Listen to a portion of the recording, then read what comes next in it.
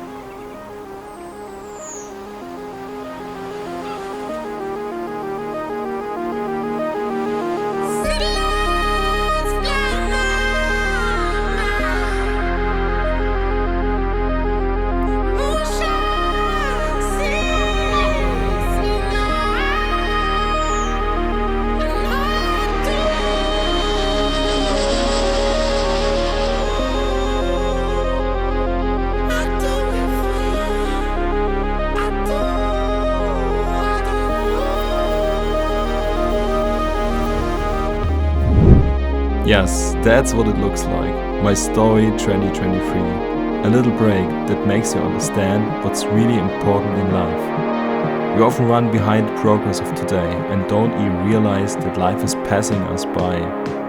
We should go outside and feel nature. There are so many beautiful places on this planet that we should see in our little lives.